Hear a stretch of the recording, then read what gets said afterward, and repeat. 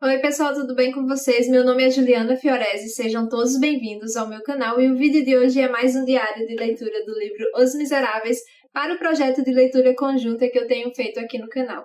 Se por acaso você chegou agora e ainda não sabe do que se trata esse projeto, eu sugiro que vá aqui na descrição desse vídeo e acesse o link com a playlist que tem todos os outros vídeos que já saíram sobre esta leitura coletiva. O primeiro vídeo, inclusive, é explicando como tudo tem funcionado por aqui.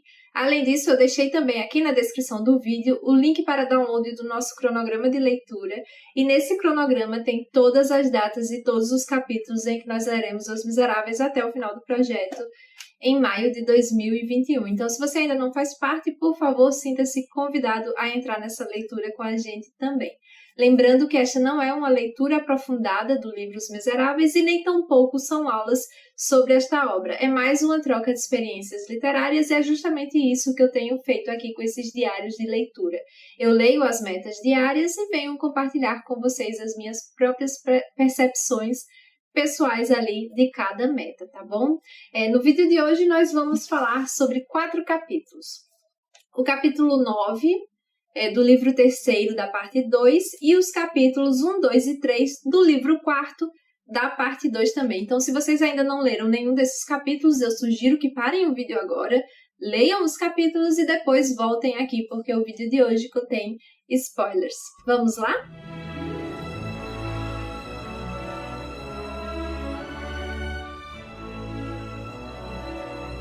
Aqui no capítulo 9, que se chama O número 9430 reaparece e com ele Cosette ganha na loteria, a gente vai ter aí o fechamento do livro 3º e vai ficar sabendo, portanto, foi um capítulo bem rápido, né? E a gente vai ficar sabendo como foi que Jean Valjean havia fugido ali do navio, né? Ele vai explicar como tudo aconteceu. Vai dizer que quando ele se jogou no mar, ele se escondeu em um outro navio que estava ali nas redondezas e ficou escondidinho lá até tarde, quando pararam as buscas e finalmente ele saiu do navio e foi nadando até um local onde ele já tinha guardado algum dinheiro. Com esse dinheiro, ele comprou suas roupas e era mais um local onde recebia realmente grilhetas que fugiam. Então, e era um local, inclusive, que faturava muito, vai dizer aqui no livro.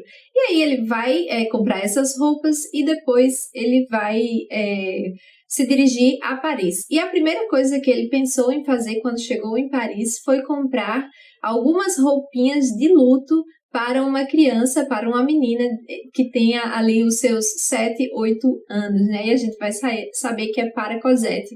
Eu achei isso de uma delicadeza tão grande, Jean Valjean, pensar primeiramente na Cosette, né? E no respeito por Fantine, né? A primeira coisa que ele faz é comprar essas roupinhas de luto para Cosette, porque a sua mãe, alguns meses atrás, havia acabado de falecer. Eu achei isso de um respeito tão grande, de uma delicadeza tão bonita da parte de Jean Valjean.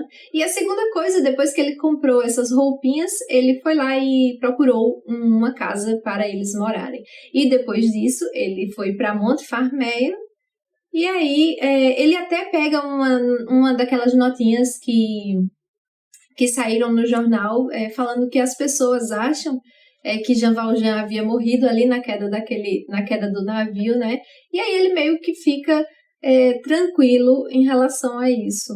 E aí, depois que ele salva Cosette dos Thénardier, eles se dirigem a Paris, e assim a gente termina o livro 3º da parte 2. E agora nós entramos no livro 4º da parte 2, que se chama O Pardieiro Gorbeau. E o primeiro capítulo se chama Mestre Gorbeau. Aqui a gente vai ficar sabendo em detalhes como era o Pardieiro Gorbeau e como eram as redondezas ali. E o que eu achei interessante é que nessa pequena introdução desses primeiros parágrafos aqui, antes de chegar ao Pardieiro Gorbeau mesmo, Victor Hugo vai fazendo a descrição de locais antes desse pardieiro. E uma frase que eu achei interessantíssima sobre o quão longe era esse local, né? Ele vai dizer o seguinte: um lugar habitado onde não havia ninguém. Um lugar deserto onde havia gente. Era um boulevard da grande cidade, uma rua de Paris, mais sombria à noite que uma floresta, mais triste de dia que um cemitério.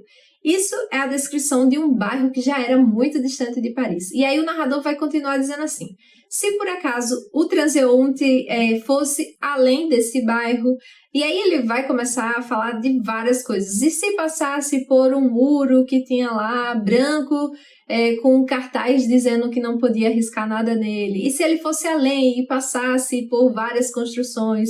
E se fosse além disso? E aí ele fica, e se fosse além, além, além? Ou seja, esse bairro que ele começa falando, ele já disse que é um bairro muito distante, quase ali que não tinha gente passando, né?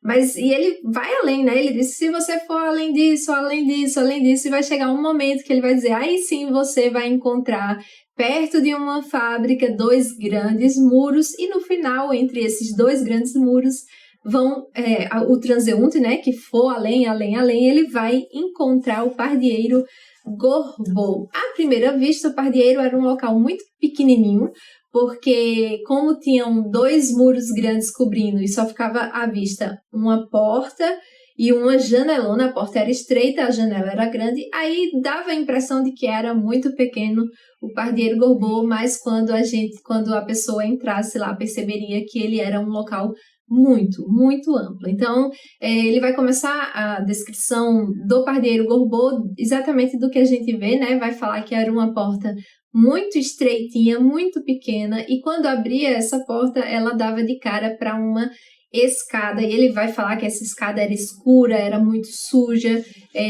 era meio quebrada, assim, meio abandonada, era um local bastante feio mesmo.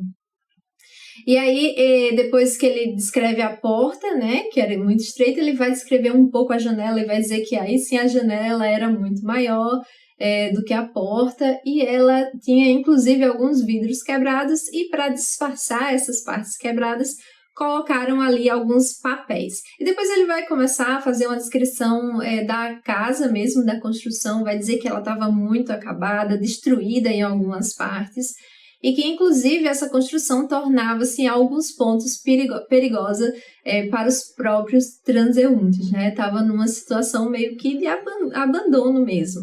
E ele vai falar, inclusive, que assim, quando a pessoa sobe todas aqueles degraus da escada, vai olhar ali para a casa, né, no interior da casa, e a pessoa pensa que aquilo foi um antigo telheiro, né, que foi transformado em casa.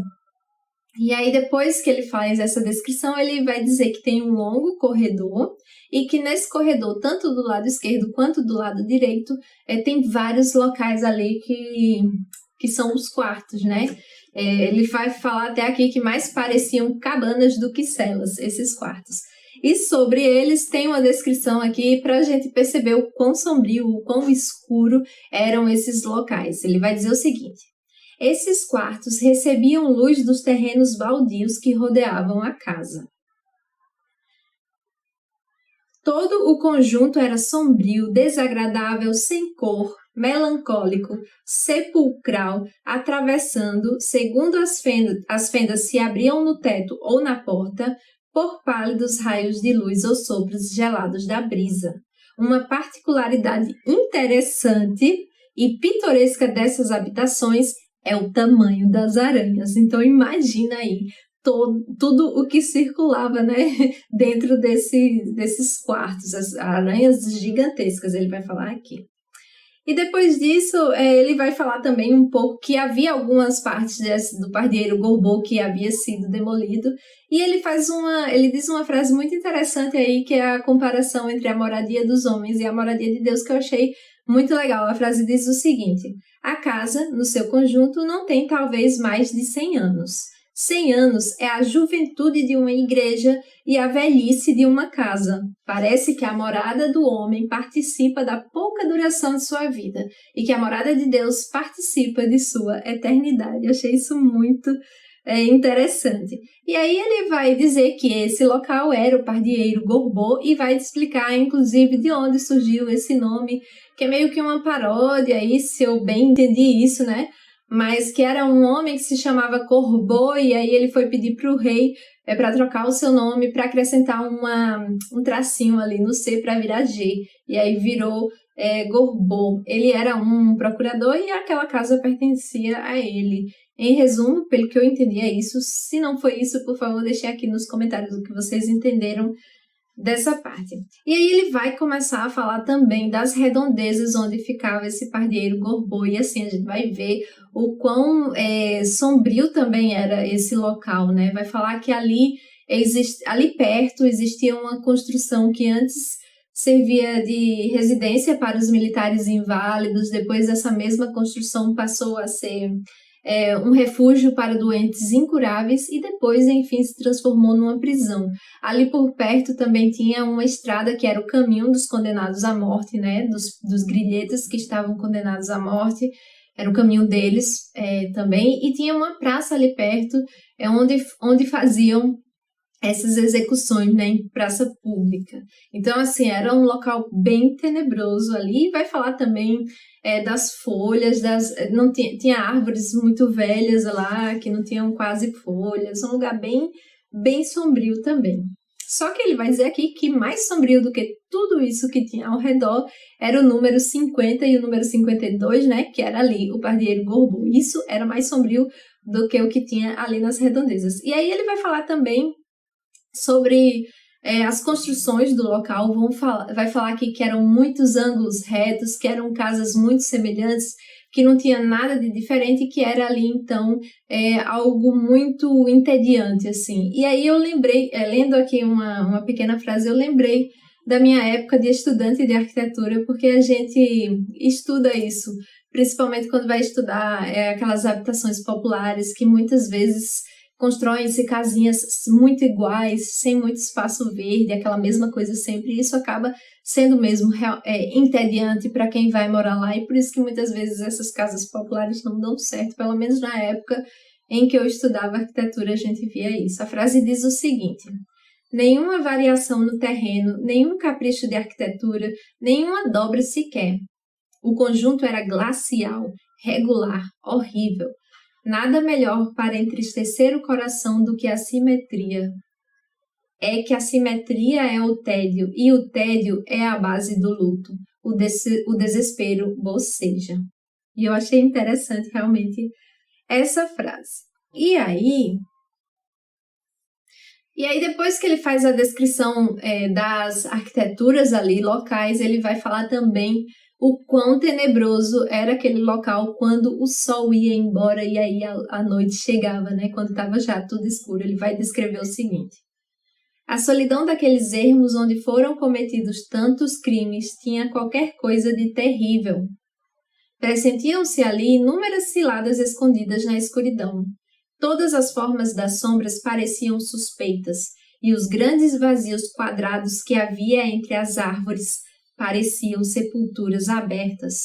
De manhã era feio, de tarde era triste, de noite sinistro. Então, imagina tudo o que era ali, perto daquele pardieiro Gorbeau, né? E, por fim, ele também vai falar algumas descrições aqui que eu achei interessantes sobre o crescimento das cidades. Eu vou ler aqui uma frase que me pegou, vou compartilhar aqui com vocês. Ela diz o seguinte: onde quer que surja, nas vizinhanças de uma grande capital, uma estação de estrada de ferro é o fim de um bairro e o começo de uma cidade.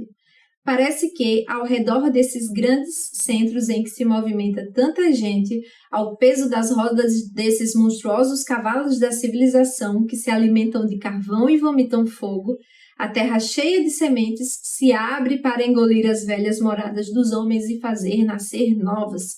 Velhas casas desmoronam, novas se erguem. Achei muito interessante sobre esse crescimento da cidade.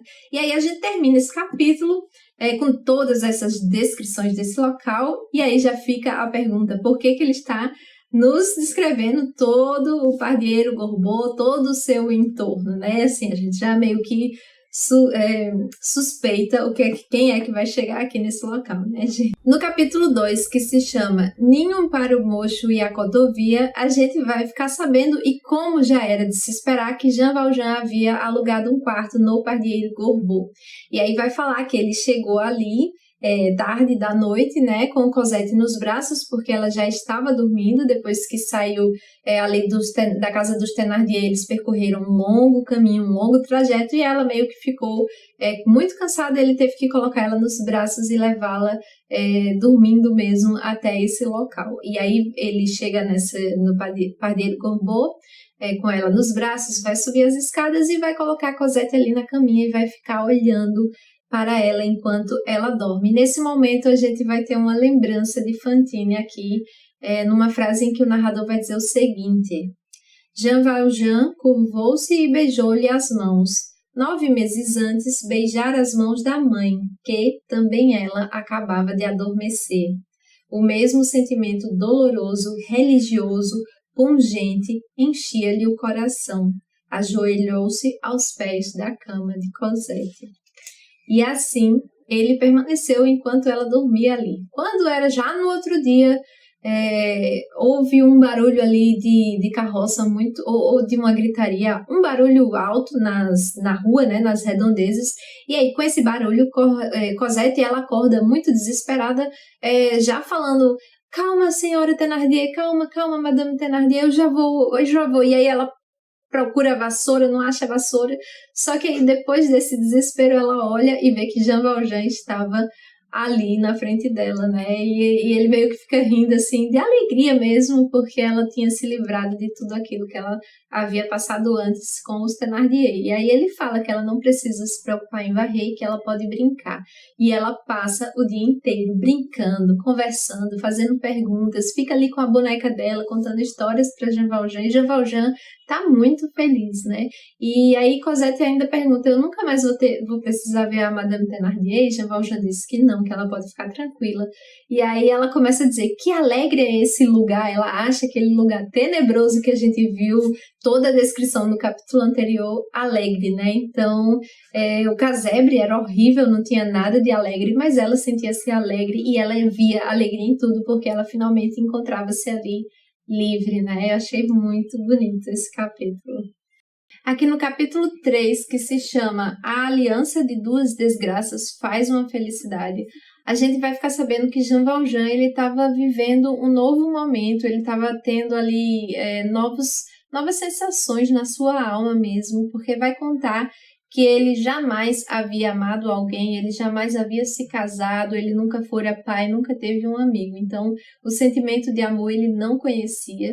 Ele tinha algumas lembranças até determinado ponto da sua vida sobre a sua irmã e os seus sobrinhos, mas com o tempo essas lembranças foram sendo apagadas, então ele não sabia o que era amor, né? E naquele momento ele estava concentrando todo o seu afeto na pequena Cosette, né? Então ele estava experimentando algo muito novo para ele. E aí vai falar aqui que Jean Valjean tinha os seus 55 anos e a pequena Cosette tinha 8. Em alguns momentos vai falar que ela tem 7, em outros momentos vai falar que ela tem 8, mas enfim, acho que isso não é importante porque são idades muito próximas. Mas a idade entre um e o outro era totalmente gigantesca, assim, a diferença de idade entre eles, né? E aí aqui, mais uma vez, a gente vai ter uma lembrança do bispo, que mesmo ficando lá nos primeiros capítulos, né, mesmo a gente tendo se afastado dele, ele permanece aqui no livro até agora, e essa lembrança está resumida em uma frase muito bonita que diz o seguinte: o bispo fez surgir no horizonte a aurora da virtude. Cosette, a aurora do amor. Achei muito legal ele ficar lembrando, assim, de tudo aquilo que o bispo fez por Jean Valjean. E aí vai falar um pouco também sobre essa falta de amor que Cosette tinha também, que ela não conseguia ter em toda a sua vida gostado realmente de alguém. Não porque ela não tivesse tentado, é porque lhe faltaram oportunidades mesmo. Ela tentou gostar dos Thénardier, mas era impossível, né? Afinal de contas, eles fizeram tudo aquilo com a coitada da Cosette, então não tinha como ela gostar deles. E vai falar aqui que até uma vez ela tentou gostar de um cachorrinho lá, mas o cachorro havia morrido, e então ela não gostava mesmo de ninguém. E ela tinha ali, com 8 anos de idade, o coração muito frio. E aí vai falar, como eu falei aqui, né? Não porque ela não tentasse, mas porque lhe faltaram as possibilidades mesmo. Então, para Cosette, ela também estava vivendo uma nova vida, né? Ela estava começando a gostar daquele homem. Começando não, ela já gostava muito daquele homem. Ela, inclusive, o via como um belo rapaz, assim como ela via aquele casebre muito bonito também, né? E aí aqui ele vai falar como os dois se complementaram, né? Depois desse encontro. São 2 parágrafos que eu achei muito bonitos. Eu vou deixar registrado aqui. Diz o seguinte: a natureza, com 50 anos de intervalo, havia posto uma separação profunda entre Jean Valjean e Cosette. Essa separação fora preenchida pelo destino, que unira bruscamente e ligara com seu poder irresistível aquelas duas existências perdidas, diferentes na idade, semelhantes no luto. Uma, com efeito, completava a outra. O instinto de Cosette procurava um pai, como o instinto de Jean Valjean procurava um filho. Encontrar-se, para eles, fora o mesmo que se descobrirem um ao outro. No momento misterioso em que suas mãos se tocaram, ligaram-se inseparavelmente. Quando suas almas se avistaram, reconheceram a mútua necessidade que uma tinha da outra e se abraçaram fortemente. Tomando as palavras no seu sentido mais compreensivo e absoluto, poder-se-ia dizer que, separados do mundo pelas paredes de um túmulo, Jean Valjean era o viúvo, como Cosette era a orfanzinha. Essa situação fizera com que Jean Valjean se tornasse, de um modo todo espiritual, o pai de Cosette. E, na verdade, a impressão misteriosa produzida em Cosette, no meio do bosque de Chelles, pela mão de Jean Valjean segurando a sua em plena escuridão, não era, em absoluto, ilusão, mas realidade.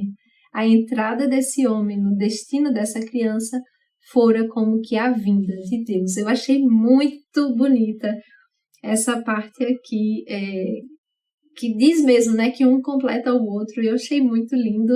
Esse capítulo inteiro tá cheio de frases muito bonitas em relação a eles dois, né, e isso traz uma certa alegria pra gente, né, que acompanhou tantos episódios, assim, da vida dos dois. E aí vai falar também que no Pardieiro Gorbeau só existia um outro quarto que era ocupado também, e era ocupado por uma velha que fazia ali a limpeza do quarto de Jean Valjean. Então, nesse pardieiro gigantesco, só tinham 2 quartos ocupados, e o de Jean Valjean era o quarto que tinha aquela janela grandona que a gente viu a descrição dela um pouquinho anteriormente. Mas que ele não precisava se preocupar, porque ninguém conseguiria vê-los ali da rua, né, e nem das laterais. Enfim, ele estava num local muito seguro. E eles estavam muito felizes. Cosette ria, conversava, brincava, e Jean Valjean estava ali deslumbrado com todos aqueles acontecimentos, com tudo aquilo, né, de ter encontrado Cosette e estar vivendo aquilo também. Os dois estavam felicíssimos. E aí vai falar uma coisa que eu achei muito interessante, que além de deixar a Cosette brincar, Jean Valjean vivia para isso, né, para deixar a menina brincar. E aí ele também começou a ensinar a Cosette a ler. E antes de continuar aqui nesse capítulo, eu quero voltar na página 150, aqui na minha edição, e ler para vocês uma frase. A frase diz o seguinte: havia em Toulon uma escola para os condenados, mantida pelos frades ignorantinos, onde se ensinava o essencial àqueles desgraçados que mostrassem boa vontade. Jean Valjean estava entre eles. Começou a frequentá-la aos 40 anos e aprendeu a ler, a escrever, a contar. Entendeu que fortalecer a inteligência era tornar mais forte o próprio ódio. Em certos casos, a instrução e a luz podem servir de incentivo ao mal. E agora eu vou voltar para o capítulo em questão e vou ler a frase que me chamou a atenção, que diz o seguinte: Jean Valjean começou a ensiná-la a ler. Por vezes, enquanto fazia a menina soletrar, pensava que fora com a ideia de fazer o mal que havia aprendido a ler nas galés. Agora ensinava a ler a uma criança, Então, o velho Grilheta sorria com o sorriso pensativo dos anjos. O legal dessa leitura ser muito tranquila, assim, pausada, metas pequenas por dia, que a gente vai se prendendo a todos os pontos da história, né? E aí a gente sabe exatamente onde voltar para relembrar, porque aqui ele vai falar, ele diz assim, né, que enquanto escutava a menina soletrar, ele pensava que foi com a ideia de fazer o mal que ele havia aprendido a ler. E agora ele estava ensinando uma outra pessoa, né, ensinando a pequena Cosette a ler também. Eu acho interessante lembrar dessas coisas que estavam lá no comecinho do livro, enquanto que a gente já vai aqui chegando numa etapa mais adiantada, né? E aí tem outra frase que eu achei muito bonita aqui, que diz assim, que é pra gente refletir, que diz o seguinte: os bons pensamentos, como os maus, têm os seus abismos. E aí Jean Valjean, com toda aquela alegria, com toda a felicidade que ele estava sentindo e com os pensamentos bons que estavam invadindo a sua cabeça, ele ficava ali por horas e horas refletindo, né? E aí a gente vai ver que, a gente vai ver também que além de ensinar a Cosette a ler, ele também estava ensinando a menina a rezar. E aí vai falar aqui também que Cosette chamava Jean Valjean de pai, Jean Valjean contava para Cosette histórias de sua mãe, né? Falava sempre de família. E aí no final desse capítulo, depois de falar sobre toda essa alegria que Jean Valjean estava sentindo, o narrador vai fazer um questionamento aqui e perguntar para o leitor se ele acha que Jean Valjean estava ali prestes a cair no mal novamente, antes de ter encontrado o amor em Cosette, né? Ele vai falar sobre algumas misérias mesmo da sociedade que ele havia conhecido, e essas misérias são as seguintes: o destino da mulher, resumido em Fantine, a autoridade pública, personificada em Javert, fora novamente condenado às galés, dessa vez por ter agido corretamente, e novos sofrimentos o atormentavam. O desespero e o cansaço tornaram a assaltá-lo. Até a lembrança do bispo quase que se eclipsava, para depois tornar a aparecer mais luminosa e triunfante. Mas, enfim, essa recordação sagrada tornara-se menos reconhecível. Quem sabe se Jean Valjean não estava nas vésperas de desistir e de recair no mal. Amou e voltou a ser forte. Não se sentia menos vacilante que Cosette. Protegendo-a, sentia-se mais seguro. Graças a ele, ela pôde viver. Graças a ela, ele pôde continuar na virtude. Tornou-se o arrimo da criança e a criança serviu-lhe de ponto de apoio. Mistério insondável e divino do equilíbrio dos destinos. E assim a gente termina a meta de hoje. Eu particularmente amei esse capítulo aqui em questão. Achei várias passagens assim muito bonitas desse encontro de Cosette com Jean Valjean, né? Dessa parte que um completava o outro, um servia de âncora ali para o outro. Achei genial demais, eu tô amando essa leitura. Me contem aqui nos comentários o que é que vocês estão achando aí, estão empolgados? Eu tô adorando essa leitura, né, como eu tô falando, e fica às vezes impossível parar na meta do dia. Me contem aqui se isso também acontece com vocês. É isso, pessoal. Espero que tenham gostado do diário de leitura de hoje. Vou pedir que deixem um like nesse vídeo, afinal de contas isso me ajuda demais. E é um incentivo para eu continuar gravando os diários de leitura de Os Miseráveis aqui para vocês, tá certo? E se você ainda não é inscrito no canal, por favor, inscreva-se e ative o sininho, assim você será notificado toda vez que eu enviar vídeos novos aqui no meu canal e dessa maneira você não perde nenhuma novidade. Gostaria de lembrar a todos vocês que os marcadores de páginas com ilustrações dos personagens de Os Miseráveis que eu fiz já estão disponíveis lá na minha lojinha online. Eu deixei o link aqui na descrição desse vídeo. São 8 opções de marcadores diferentes aí para acompanharem a leitura de vocês e dessa forma vocês ainda apoiam o meu trabalho. Outra maneira de apoiar o meu trabalho é assinando o meu clubinho de papelaria e organização digital lá do Apoia-se. Eu deixei também o link aqui na descrição desse vídeo e lá tem todas as informações sobre como funciona o Apoia-se.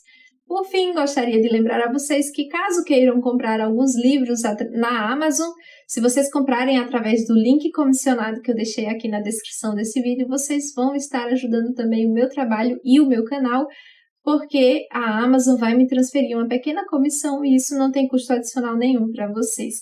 É isso, pessoal. Vou ficando por aqui e até o próximo Diário de Leitura. Um beijo. Tchau, tchau.